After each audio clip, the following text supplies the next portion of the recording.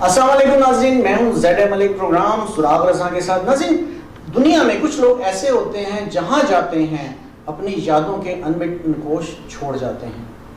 صرف یہی نہیں بلکہ جس محفل میں جاتے ہیں وہاں محفل کی جان بن جاتے ہیں، اور اگر ان کا واسطہ پڑ جائے مختلف مکاتب فکر کے لوگوں کے ساتھ تو سب یہ سوچنے پر مجبور ہو جاتے ہیں کہ ہمارے سامنے ایک بڑی شخصیت موجود ہے۔ اسی حوالے سے آج میں نے بڑی ہی خاص شخصیت کو اپنے اسٹوڈیو میں مدعو کیا ہے، محترمہ آصفہ مریم صاحبہ، جو جیسا کہ میں ان کے بارے میں کہہ رہا تھا، جہاں جاتی ہیں، جس محفل میں جاتی ہیں یا جس جگہ جہاں کے مکینوں کو بھی ان کا سامنا کرنا پڑ جاتا ہے، وہ معترف ہو جاتے ہیں کہ ہمارے سامنے آصفہ مریم صاحبہ آ گئی ہیں، اور ایک ایسی شخصیت جن میں ایسی کشش ہے، جن کی باتیں، جن کا انداز، جن کی شاعری جو ہے وہ لوگوں کے دلوں میں جگہ بنا لیتی ہے، گھر کر لیتی ہے۔ ان کے بارے میں آج ہم بہت ساری باتیں کریں گے، لیکن ہم انہی سے ان کے بارے میں پوچھیں گے۔ کیسے ہیں آپ؟ ٹھیک ہیں؟ یہ لگا ہے، بہت کرم ہے، بہت شکریہ ذوالفقار صاحب، تھینک یو سو مچ۔ سب سے پہلے تو ہم آپ کا شکریہ ادا کریں گے کہ آپ ہمارے پروگرام میں بھی آئیں، ہمارے اسٹوڈیو میں تشریف لائیں،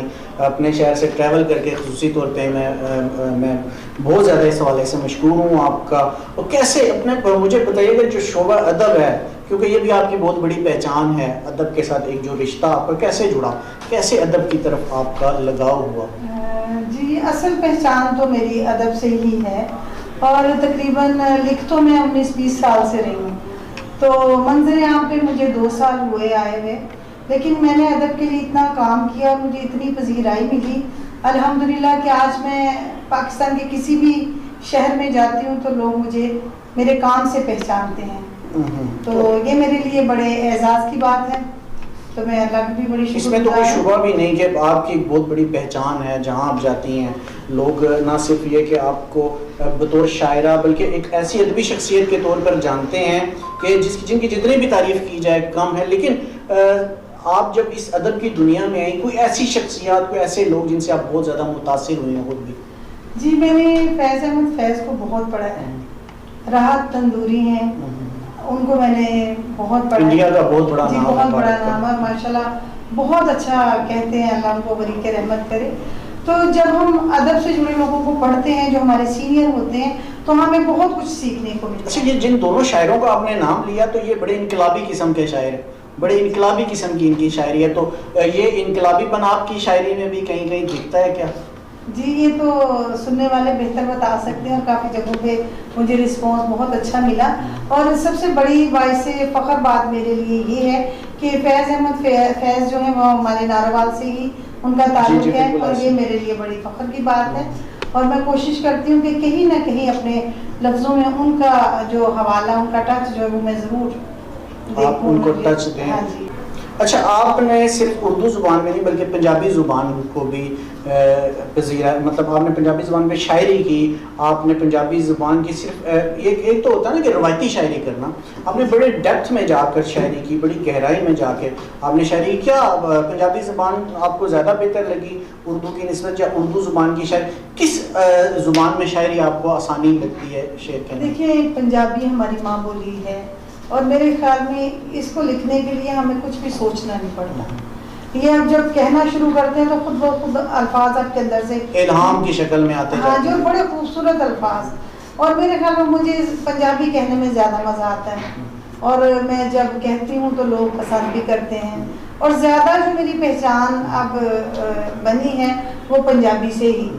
اردو کلام بھی میں کہتی ہوں، انشاءاللہ بہت جلد میری کتاب آ رہی ہے اردو، اچھا، تو انشاءاللہ پھر پنجابی کی بک لے کے آؤں گی، تو لیکن مجھے دونوں زبانوں میں لکھنے میں بڑا مزہ آتا ہے۔ آسانی کس میں فیل ہوتی ہے دونوں زبانوں میں؟ ایک پنجابی میں تو ایک مادری زبان ہونے کی وجہ سے کہ ہمیں اپنائیت سی فیل ہوتی ہے۔ بالکل بالکل، لیکن دیکھیے جذبات جو ہیں نا وہ دونوں زبانوں میں آپ کے ایک جیسے ہوتے ہیں، لیکن ان کو جب آپ نے ترتیب دینا ہے اس میں آپ کو پنجابی میں ترتیب دینے میں تھوڑی دقت محسوس نہیں ہوگی، یعنی صفحہ کرتاس پہ اترتے ہوئے وہ الکا ہوئے جو الفاظ ہوتے ہیں وہ اترتے چلے جاتے ہیں، اور ایک یہ شاعر کی خصوصیت بھی یہی ہوتی ہے کہ شاعر جب لکھنے بیٹھتا ہے تو الفاظ کو بخود راستہ بناتے ہیں اور اترتے جاتے ہیں۔ اس میں کوئی شک نہیں ہے۔ تو کتنا عرصہ ہوا آپ کو ادب کی دنیا میں قدم رکھتے ہیں؟ کیونکہ ہم اکثر دیکھتے ہیں کہ آپ کو بہت ساری محافل میں مدعو کیا جاتا ہے، آپ بہت ساری جگہوں پہ جاتی ہیں، اور آپ آپ کو خصوصی طور پہ ایک حیثیت بھی وہاں پہ دی جاتی ہے, بہت سارے آپ نے ایوارڈز بھی لیے, تو کب سے آپ کو جو یہ پہچان والا سلسلہ یہ کب سے شروع ہوا؟ یہ تقریباً 2 سے 2.5 سال ہو گئے.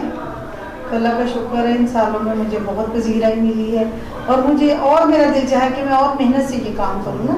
اور میں اپنے حلقے میں بھی ادب کے حوالے سے بہت خدمات سر انجام دے رہی ہوں. 2-3 تنظیموں سے بھی میں اٹیچ ہوں, اور اس میں جو سب سے بڑا نام ہے وہ ہماری بین الاقوامی تنظیم ہے پاک برٹش آرٹس, اس کی میں نارباگ سے پریزیڈنٹ ہوں. زبردست. اور میں نئے لوگوں کو, جو نئے لکھنے والے بچے ہیں, اور میں ان کو سامنے لے کے آ رہی ہوں. ٹھیک ہے, تو کیسے پروموٹ کرتے ہیں نئے آنے والوں کو, کیسے آپ لوگوں کی تنظیم پروموٹ کرتی ہے؟ بالکل, ہم مختلف پروگرام ارینج کرتے ہیں نئے لکھنے والے. حالانکہ بہت سارے لوگ ایسے ہیں جو پرانے لکھنے والے ہیں, وہ نئے بچوں کو, نئے لوگوں کو آگے لے کے نہیں آتے, ایسے ہی یہ سراسر غلط مشکل ہوتی ہے انہیں. جی, اور میں کوشش کرتی ہوں کہ نئے لکھنے والوں کو میں سامنے لے کے آؤں, تاکہ ان کو حوصلہ ملے لکھنے میں, اور وہ مزید آگے بڑھیں نا, تو آگے جا سکیں, آگے بڑھیں اور ترقی کریں, ان میں شعور, لکھنے کا شعور اور زیادہ. نہیں لکھنے والوں میں کوئی ایسا نام جن سے سن کے آپ متاثر ہوئی ہوں کہ یہ آگے جا کے بہت بڑا نام بن سکتا ہے؟ جی بالکل, لاہور کا ایک بچہ ہے جاوید اقبال, وہ فیس بک پہ میرے ساتھ اٹیچ ہوا. جب میں نے اس کا کلام دیکھا تو مجھے بہت خوشی ہوئی, اور میں نے اس کو باقاعدہ, وہ میرا خیال ہے کہ برے والا سے تعلق رکھتا ہے, تو پھر میں نے اس کو باقاعدہ ظفر والا, میں نے سالانہ اپنا ایک مشاعرہ کروایا. تو اس کی ہمت اس بچے کی, وہ برے والا بہاڑی سے ظفر والا پروگرام میں شرکت کے لیے آیا, اور انشاءاللہ مجھے لگتا ہے وہ ایک دن بہت بڑا نام بنائے گا اور آگے تک جائے گا. اچھا, کوئی یہ آپ گنگناتی بھی بڑا اچھا ہیں, آپ کی آواز سے ہم بھی بہت دفعہ متاثر, کوئی اچھا سا کوئی آپ کا پسندیدہ ایسا نغمہ, کوئی گانا, کوئی غزل تھوڑا سا گنگنا کے تو ہمارے جو میں پنجابی میں بولیاں بھی کہتی ہوں ترنم میں. بالکل ٹھیک, وہ میں آپ کو جی کیوں نہیں, یہ ہمارے لیے بڑا.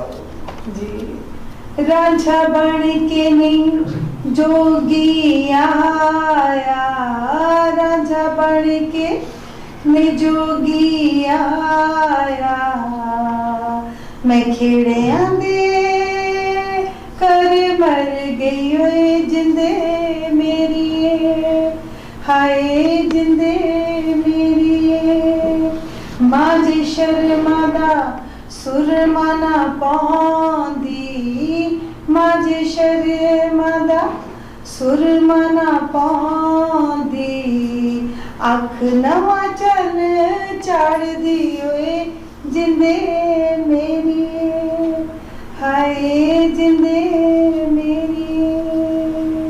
ہیر رانجھا ہمیشہ سے ہمارے پنجابی ادب میں خاص طور پہ ایک بڑا مقام رکھتے ہیں, اور شاعر جو ہیں وہ ان کی شاعری میں ہیر رانجھا کہیں نہ کہیں سے جھلکتے ہوئے نظر آتے ہیں. اس کی کوئی خاص وجہ ہے, محبت کی داستان کی وجہ سے ایسا ہوتا ہے کہ انہیں موضوع سخن بنایا جاتا ہے؟ اب تو میرے خیال میں جو مزاح لکھنے والے ہیں وہ اس کو مزاح میں بھی لے کے جاتے ہیں.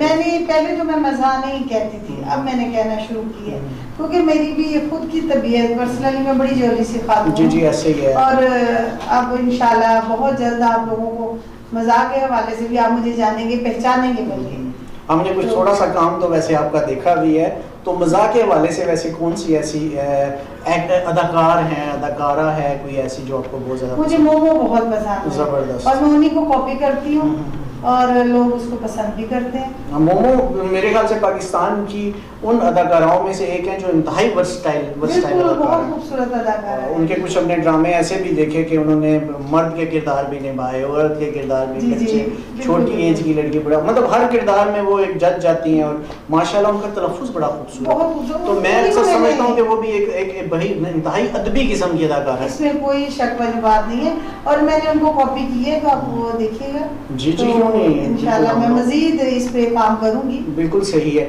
اچھا, اب بات ہم لوگ کر رہے تھے ادب کے حوالے سے, شاعروں کے حوالے سے, کوئی ایسی شخصیت جب آپ اس فیلڈ میں آئی جس نے آپ کو بہت سپورٹ کیا ہو؟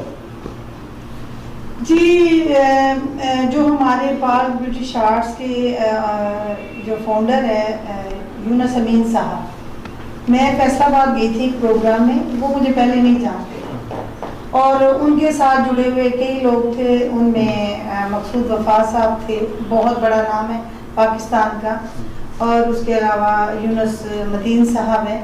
انہوں نے مجھے بہت پرموٹ کیا، انہوں نے میرا کلام سنا، مجھے اپنی تنظیم کے ساتھ جوڑا اور مجھ میں اور زیادہ یعنی جستجو پیدا ہوئی ان کو سننے کی، ان سے سیکھنے کی، اور میں کہتی ہوں ان کو مجھے آگے لانے میں ان کا بہت بڑا ہاتھ ہے۔ ہاں تھا، کردار تھا، جی اور جی انہوں نے سپورٹ کیا۔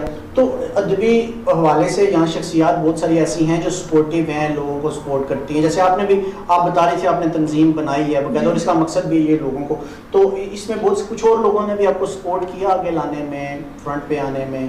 اصل میں ہماری تنظیم ماشاءاللہ اس کے جو مقاصد ہیں وہ صرف ادب کے حوالے سے کام نہیں کر رہی ہے، وہ ایجوکیشن کو لے کے بھی، لوگوں کی فلاح کے لیے بھی، اور جب لوگ مجھے کام کرتے دیکھتے ہیں تو وہ خود آ کے میرے پاس کہتے ہیں کہ جی ہم بھی آپ کے ساتھ اس کام میں برابر کا حصہ ڈالتے ہیں، اور یہ میرے لیے بڑی باعث فخر کی بات ہے۔ زبردست زبردست زبردست۔ آپ نے ایک بڑی اسٹرگلنگ لائف گزاری، بڑی اپنے لائف میں جد و جہد کی، اپنے ہر حوالے سے آپ ایک اسٹرگلنگ لیڈی رہیں، اور ظاہری بات ہے جب آپ ادب کے شعبے میں یہاں پہ بھی آپ ہم نے دیکھا آپ نے بہت ساری اسٹرگل کی، بہت ساری محنت کی، بہت ساری چیزوں میں آپ آگے آئیں اور بہت سارے معاملات میں، تو بعض جب ایک شاعر جب دنیا کو دیکھتا ہے اور دنیا میں اپنے وہ معاملات گزارتا ہے تو وہ ایک حساس طبیعت کا شخص ہوتا ہے، ایک شاعر جو ہوتا ہے وہ حساسیت اور جو کرب ہوتے ہیں، وہ جو اس نے ان تکلیفوں سے گزارا ہوتا ہے، اس کی ہمیشہ تحریروں سے وہی چیز جھلکتی ہے۔ تو کبھی آپ کو بھی فیل ہوا کہ آپ نے وہی ساری چیزیں اپنی تحریر میں ڈال کے لوگوں کو بتانے کی کوشش کی کہ زندگی کتنی مشکل ہے بعض اوقات؟ بالکل، میں ذوالفقار صاحب میں ریالٹی پہ بہت لکھتی ہوں، اور میں وہی لکھتی ہوں جو میں محسوس کرتی ہوں اور جو واقعی حقیقت ہوتا ہے نا۔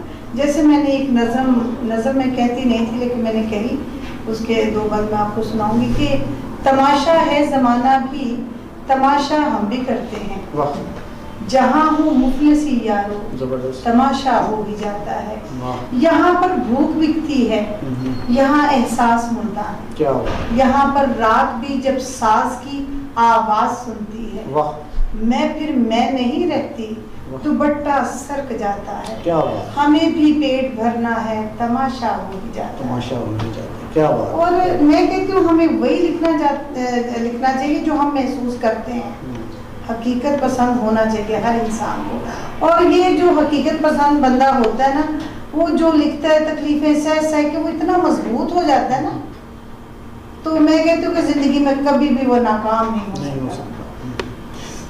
باتیں بہت ساری ہیں، چیزیں بہت ساری ہیں، اور دل نہیں کرتا کہ آپ کا پروگرام کی امینڈ کی طرف سے جائیں، بہت ساری آپ سے باتیں کرنے کو دل کرتا ہے، لیکن چونکہ ہمارے پاس جو وقت ہوتا ہے وہ محدود ہوتا ہے پروگرام کا، تو کوئی ایسا پیغام میسج جو ہمارے ناظرین کو آپ دینا چاہتی ہیں؟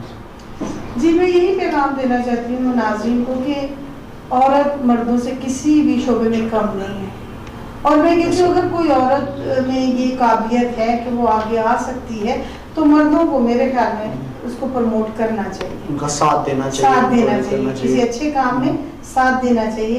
تو میرے خیال میں پھر کبھی بھی معاشرے میں جو غلط باتیں اٹھتی ہیں نا عورت کو لے کے، ان میں کافی حد تک کمی ہو سکتی ہے اور پازیٹیوٹی مثبت پن آ سکتا ہے، بالکل ایسے ہی، اور انسان کو ہمیشہ مثبت ہی سوچنا چاہیے تاکہ معاشرے میں جو ہے وہ جو اس کے اندر کا مثبت پن ہے وہ باہر ہے، تو معاشرہ بھی اسے حسین ہو سکتا ہے۔ جب ہم سوچیں گے نیگیٹو تو ظاہر اس کا رزلٹ بھی نیگیٹو آئے گا۔ ناظرین آج ہمارے ساتھ آصفہ مریم صاحبہ تھی، اور یہ ہمارے اسپیشل ریکویسٹ پہ ہمارے اسٹوڈیو میں تشریف لائیں، کافی سارا سفر کر کے آئیں، ہم اس حوالے سے بھی ان کے مشکور ہیں۔ بہت جلد ایک نئی شخصیت کے ساتھ اگلے پروگرام سے پھر حاضر ہوں گے، تب تک کے لیے اجازت دیجیے، اللہ حافظ۔